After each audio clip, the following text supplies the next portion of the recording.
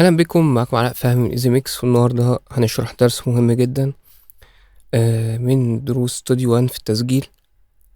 طبعا من افضل الحاجات اللي انت ممكن تعملها علشان تاخد افضل تسجيل انك انت تسجل اكتر من مره وتختار من كل مره افضل جزء فيها، وده اللي بنسميه الكومبينج. ممكن طبعا اشهر حاجه بتتعمل مع الموضوع ده الفوكال، عشان كده بنسميه كومبينج فوكالز او فوكالز كومبينج. طبعا تقدر تعمل كده مع تسجيل جيتار، تقدر تعمل كده مع تسجيل أي آلة موسيقية، تسجل كذا مرة وتختار أفضل تراك من اللي انت سجلته.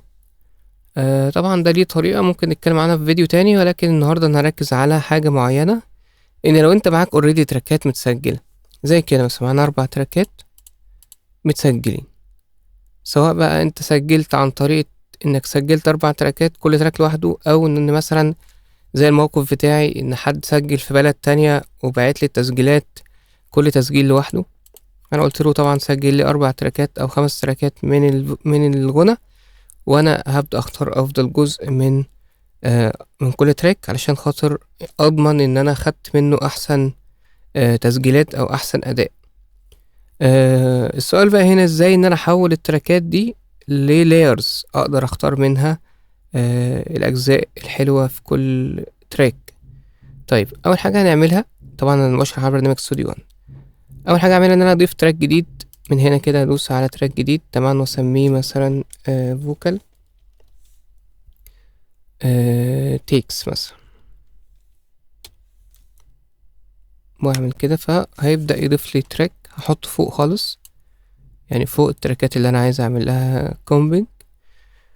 واجي من هنا هدوس على العلامه دي كده وانزل كده، هلاقي فيه ان انا ممكن اضيف layers من هنا كده add layers. تمام، وهكتب اسم من layers مثلا take one، دوس اوكي. فبدأ هو يعمل لي ايه، ضاف لي هنا. لو دوست على العلامة دي فبيبدأ يظهر لي اللاير ده take one. هعمل الخطوة دي طبعا اكتر من مرة، برضو اكتب take two. تمام، بعد كده اضيف بعدد التراكات بقى، انا عندي 4، هعمل الموضوع ده 4 مرات. تمام، بعد كده اعمل مثلا take 3 ومرة كمان، مش مشكلة اسماء قوي، المهم ان انا اعمل ايه take، اعمل 4، نعمل واحد كمان مش مشكلة take 5. هو كده بقى عندي 1 2 3 4. نشيل ده، تقدر تمسح اي layer فيهم عن طريق علامة الاكس دي.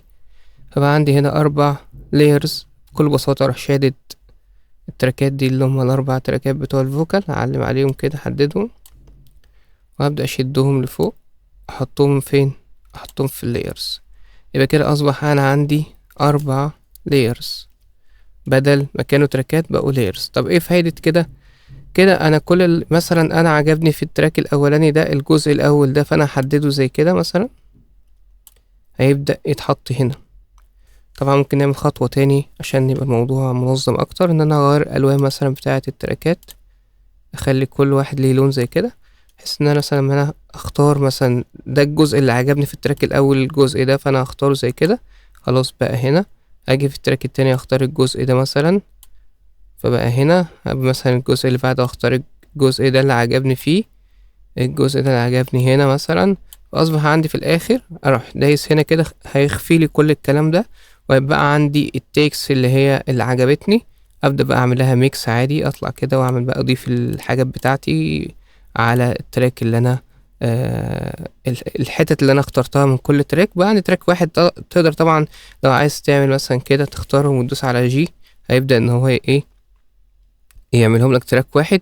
ولو دوست على كنترول بي هيبدأ يعملهم باونس مع الحفاظ على التيكس. يعني بص التيكس لسه موجود عادي جدا، بس انت كده باونست اللي انت عملته، بحيث يبقى كله ايه تراك واحد تقدر بقى تشتغل عليه، مع ان التراكات القديمة موجودة هنا ومختفية، مش مضايقاك في حاجة ولا عاملة زحمة.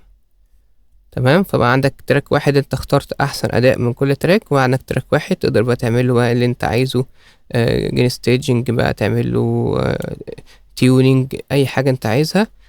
وبكده احنا وصلنا لأفضل نتيجة عن طريق ان احنا حولنا التراكات للايرز وبدأنا نشتغل على اللايرز. طبعا ده درس سريع جدا عشان لو حد جات له الفكرة دي ومعرفش ينفذها ازاي، فانا هخلي الفيديو ده طبعا عشان لو حد سألني كمان ابعت له الفيديو على طول بدل ما اقعد اشرحه كده. طبعا لو احتجتوا اي مساعدة هتلاقوا رقم الواتساب بتاعي في الديسكريبشن، وهتلاقوا كمان جروب التليجرام اللي بينزل عليه كل جديد. شكرا لكم ونتقابل ان شاء الله في الحلقة الجاية. السلام عليكم ورحمة الله وبركاته.